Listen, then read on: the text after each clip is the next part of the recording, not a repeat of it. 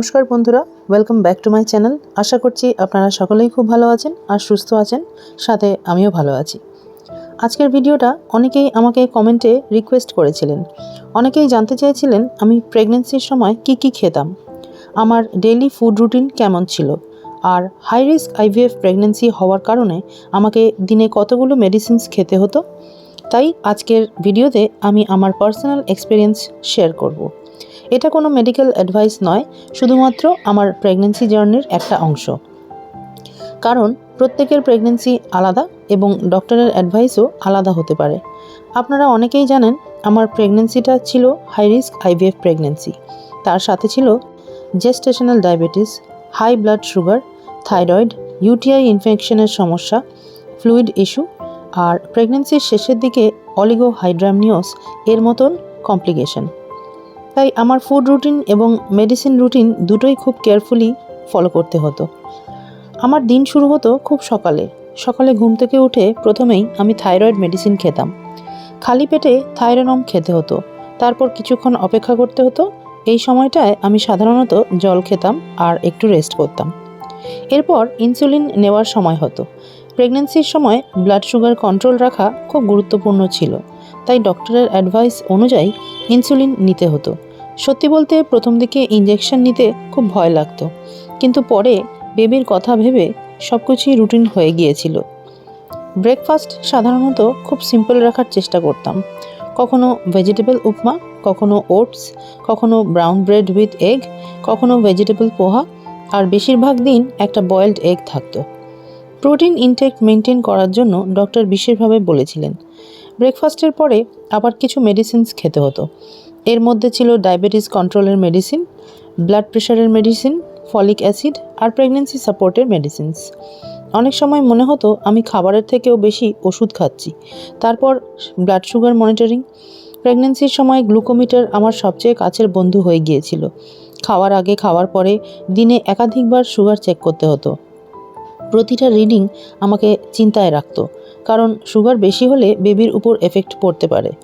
Lunch সাধারণত balanced রাখার চেষ্টা করতাম। অল্প পরিমাণ রাইস, ডাল, একটা ভেজিটেবল, ফিশ বা চিকেন আর স্যালাড।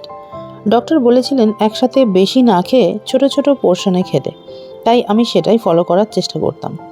অনেকেই ভাবেন প্রেগনেন্সি মানেই ইচ্ছা মতন সুইটস খাওয়া যায়, কিন্তু ডায়াবেটিস থাকার কারণে আমার ক্ষেত্রে সেটা সম্ভব ছিল না। মিষ্টি দেখেও অনেক সময় খেতে পারতাম না।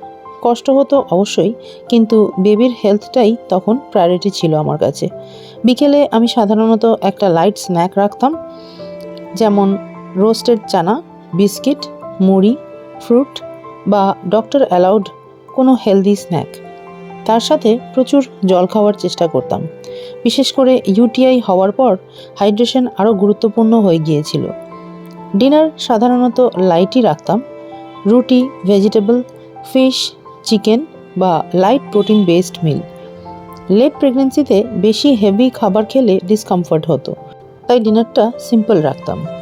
এবার যদি মেডিসিনসের কথা বলি, সত্যি বলতে প্রেগনেন্সির শেষের দিকে আমার মেডিসিন বক্স দেখলে অনেকেই অবাক হয়ে যেত। Thyroid medicine, diabetes medicine, insulin, blood sugar medicine, folic acid, iron, calcium, vitamin supplements, UTI medicines, antibiotics আর প্রেগনেন্সি সাপোর্টের মেডিসিনস। সব মিলিয়ে দিনে বহুবার ওষুধ খেতে হতো। অনেক সময় মনে হতো পুরো দিনটাই মেডিসিন টাইমিং মনে রাখার মধ্যেই কেটে যাচ্ছে। কখনো কখনো মেন্টালি খুব এক্সস্টেড লাগতো। মনে হতো এত ওষুধ খেতে হচ্ছে কেন আমার প্রেগনেন্সি এত কমপ্লিকেটেড। কিন্তু তারপর বেবি মুভমেন্ট ফিল করলেই সব কষ্ট আমি ভুলে যেতাম। আমি সবসময় একটা কথাই ভাবতাম, যদি এই মেডিসিনস আর প্রিকশনস আমার বেবিকে সেফ রাখতে সাহায্য করে, তাহলে আমি সব কিছুই মেনে নেব। কারণ একজন মা তার সন্তানের জন্য অনেক কিছুই করতে পারে। প্রেগনেন্সি আমাকে ডিসিপ্লিন শিখিয়েছে। সময় মতন খাওয়া, সময় মতো মেডিসিন নেওয়া, সুগার মনিটর করা, ডক্টরের অ্যাডভাইস ফলো করা, সব কিছুই একটা রুটিনের অংশ হয়ে গিয়েছিল। আজ যখন পিছন ফিরে তাকাই, তখন বুঝতে পারি সেই সময়টা এত সহজ ছিল না, কিন্তু প্রতিটা ট্যাবলেট, প্রতিটা ইঞ্জেকশন আর প্রতিটা হসপিটাল ভিজিটের পেছনে ছিল একটাই উদ্দেশ্য, আমার বেবিকে সেফলি পৃথিবীতে নিয়ে আসা। আর আজ আমার বেবিকে কোলে নিয়ে যখন সেই দিনগুলোর কথা ভাবি, তখন মনে হয় হ্যাঁ, জার্নিটা কঠিন ছিল ঠিকই, কিন্তু প্রতিটা স্যাক্রিফাইস ওয়ার্থ ইট ছিল। যদি আপনারাও প্রেগনেন্সির মধ্যে দিয়ে যান, তাহলে ডক্টরের অ্যাডভাইস মেনে চলুন, নিজের ডায়েটের যত্ন নিন, মেডিসিন স্কিপ করবেন না, আর নিজের উপর বিশ্বাস রাখুন। কারণ আপনার শরীর প্রতিদিন আপনার বেবির জন্য অসাধারণ কাজ করছে। প্রতিটি দিন, প্রতিটি মুহূর্তে আপনার শরীর আপনার সন্তানের বেড়ে ওঠার জন্য নিরল স্বভাবে কাজ করে যাচ্ছে, এমনকি আপনি যখন বিশ্রাম নিচ্ছেন তখনও। তাই নিজের শরীরের প্রতি কৃতজ্ঞ থাকুন।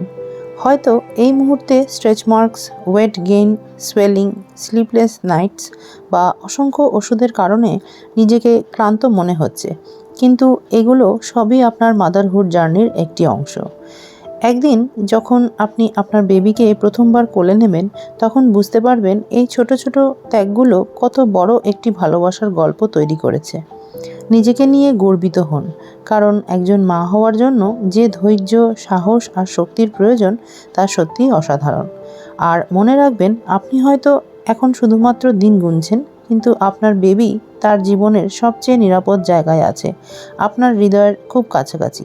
তাই নিজের যত্ন নিন, ভালোভাবে খান, সময় মতন ওষুধ নিন, বিশ্রাম করুন এবং প্রতিটি ছোট মাইলস্টোন উপভোগ করার চেষ্টা করুন। কারণ এই সুন্দর প্রেগন্যান্সি জার্নির স্মৃতিগুলোই একদিন আপনার জীবনের সবচেয়ে মূল্যবান গল্প হয়ে থেকে যাবে। হয়তো আজকে আপনি ক্লান্ত, হয়তো শরীর খারাপ লাগছে, হয়তো বারবার হসপিটাল ভিজিট বা টেস্ট রিপোর্ট নিয়ে চিন্তা করছেন, কিন্তু বিশ্বাস করুন, এই দিনগুলো একদিন শুধু স্মৃতি হয়ে যাবে। আর তখন আপনি আপনার সন্তানের দিকে তাকিয়ে ভাববেন, এই ছোট্ট মানুষটার জন্যই আমি এত কিছু সহ্য করেছিলাম। জীবনের কিছু পথ খুব কঠিন হয়, কিন্তু সেই পথের শেষের দিকে থাকে সবচেয়ে সুন্দর গন্তব্য। প্রেগনেন্সির প্রতিটা কিক, প্রতিটা স্ক্যান, প্রতিটা হার্টবিট, প্রতিটা স্লিপলেস নাইট, সব কিছুই আপনার মাদারহুড জার্নির এক একটা অমূল্য অধ্যায়। তাই যতটা সম্ভব এই সময়টাকে অনুভব করার চেষ্টা করুন, কারণ একদিন এই বেবি বাম থাকবে না, এই অপেক্ষাটাও শেষ হয়ে যাবে, কিন্তু এই অনুভূতিগুলো সারা জীবন আপনার হৃদয়ে থেকে যাবে।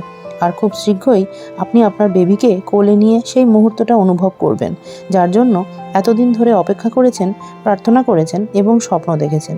সেই দিনটা যখন আসবে, তখন আপনার সব কষ্ট, সব ত্যাগ আর সব অপেক্ষা সার্থক বলে মনে হবে। আর আপনি নিজেকেই বলবেন, হ্যাঁ, জার্নিটা সত্যি সহজ ছিল না, কিন্তু আমার সন্তানের জন্য প্রতিটা মুহূর্ত ওয়ার্থ ইট ছিল। আজকের ভিডিওটি তাহলে বন্ধুরা এখানেই শেষ করছি। কমেন্টে জানাবেন প্রেগনেন্সির সময় আপনাদের সবচেয়ে চ্যালেঞ্জিং বিষয়টা কী ছিল, ডায়েট, সুগার কন্ট্রোল নাকি মেডিসিনস। ভিডিওটি ভালো লাগলে লাইক, শেয়ার এবং সাবস্ক্রাইব করতে কিন্তু ভুলবেন না। আবার দেখা হবে হিডেন সিলভারের পরবর্তী ভিডিওতে। ভালো থাকবেন, সুস্থ থাকবেন, আর সব হবু মায়েদের জন্য অনেক ভালোবাসা ও শুভকামনা রইল।